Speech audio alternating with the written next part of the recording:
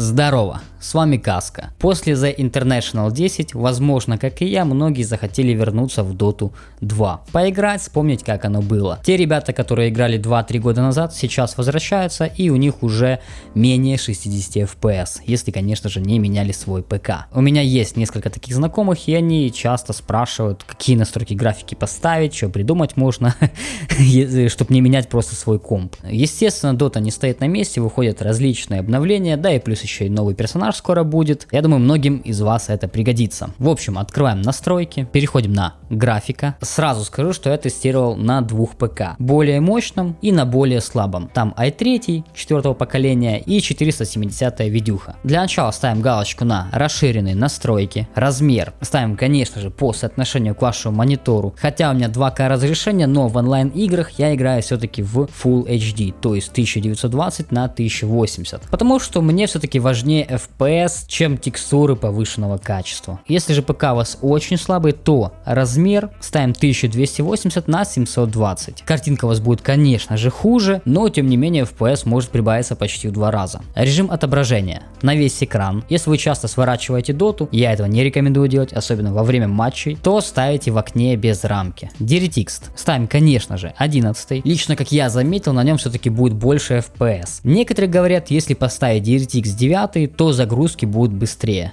Но FPS меньше. Смотрим на обработка, ставим галочку на расширенные настройки. Здесь у нас тоже есть разные вариации, как это все можно настроить и так далее. Лично те настройки, которые я нашел для себя, которые мне понравились: высокий, максимально высокий FPS, что на первом ПК, что на втором, и картинка достаточно хорошая, ну то есть я считаю, играть можно в доту прям спокойно. Ставим галочку на анимированные портреты, галочка на доп. Обработка света, освещение мира, атмосферный туман, анимация деревьев и расчет шейдеров. В таком случае у вас будет максимальный FPS и очень хорошая картинка. Если ПК у вас очень слабый, менее 60-80 FPS, то анимированные портреты лучше отключить, потому что они тоже кушают FPS порядка 5-10 кадров. Все остальные настройки, как я считаю, они в принципе не нужны. Сглаживание, допустим, неплохо. Глобальное затемнение тоже дает неплохую атмосферу. Свечение, блики, ну и, наверное, трава. Это максимум, что можно поставить. Но я лично это отключаю, потому что не вижу смысла, еще раз повторюсь. Качество текстур. Сколько бы я ни играл, разница между низкая и высокая вообще нет. На мощном ПК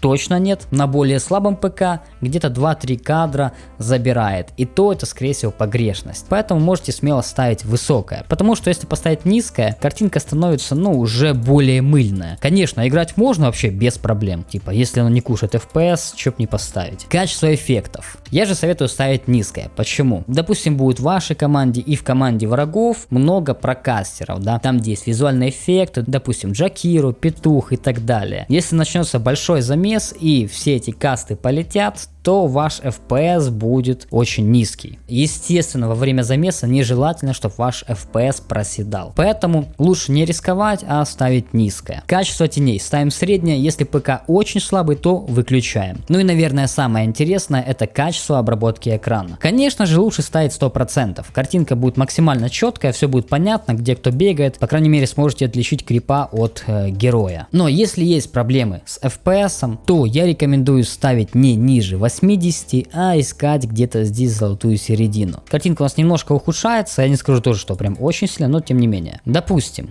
поставим еще ниже, где-то 60. Да, вот картинка вот уже видно, что такая стала более мутная. Можем включить сглаживание и поставить галочку на Fidelity FX. У нас получается картинка все-таки более четкая, как я считаю. Хотя на 60 что-то нам не очень. Вот, где-то на 70, да. Получается, мы отключаем Fidelity FX. У нас вот картинка.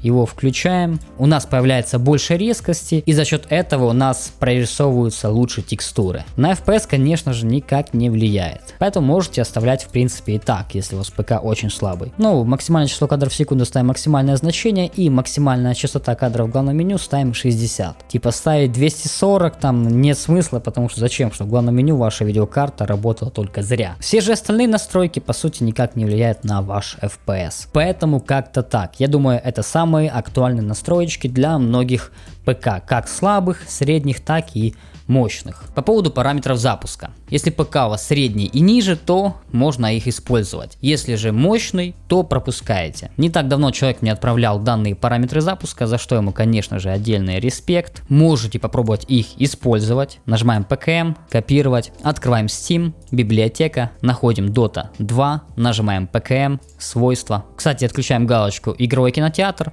и при желании отключаем Overlay Steam в игре. Он тоже может влиять на ваш FPS. Находим параметры запуска, нажимаем ПКМ и вставить. Ну, естественно, при желании можете еще прописать дефис и написать High, для того, чтобы Dota 2 работала в высоком приоритете. Если вдруг у вас начались лаги, фризы, долго заходит в игру, подключается к игре и так далее, то High мы просто убираем, потому что у некоторых с этим могут быть тоже проблемы. Переходим на локальные файлы, нажимаем обзор, Game, Bin, Win64, находим приложение Dota 2, нажимаем PKM, свойства, совместимость, ставим галочку на отключить оптимизацию во весь экран, далее изменить параметры высокого DPI и ставим галочку на режим масштабирования. Нажимаем ОК, применить и ОК. Копируем наш путь, нажимаем поиск, пишем настройки, графики, нажимаем обзор, вставляем путь, Dota, находим приложение Dota 2 и добавить параметры. Ставим галочку на высокая производительность. Сохранить. Если у вас есть аппаратное ускорение, то можете поэкспериментировать, попробовать так поиграть. У некоторых становится более стабильный FPS, у некоторых может быть хуже. Тоже нужно тестировать только на вашей системе. Ну и покажу самые актуальные настройки для панели управления NVIDIA. Нажимаете PKM на рабочем столе, панель управления NVIDIA, переходим на регулировка настроек, ставим галочку на пользовательские настройки с упором на производительность. Переходим на управление параметрами 3D и копируем те настроечки, которые указаны у меня здесь. Резкость тут по желанию, анизотропная фильтрация тоже по желанию. Если ПК слабый, можете ее в принципе отключить. Синхроимпульс, использовать настройку 3D приложения,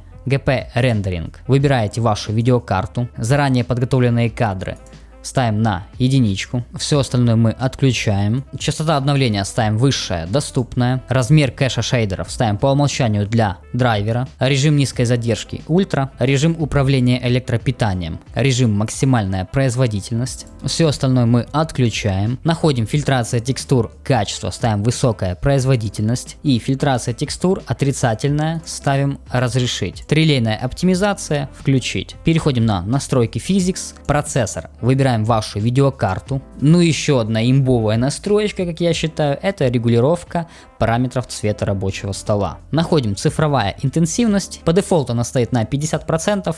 Ставим ее значение до 80. Мне лично нравится 65-70. Картинка становится очень сочная. Мне прям нравится. Все же остальные настройки тут уже по вашему усмотрению. После этого залетаем в Dota 2 и наслаждаемся высоким FPS.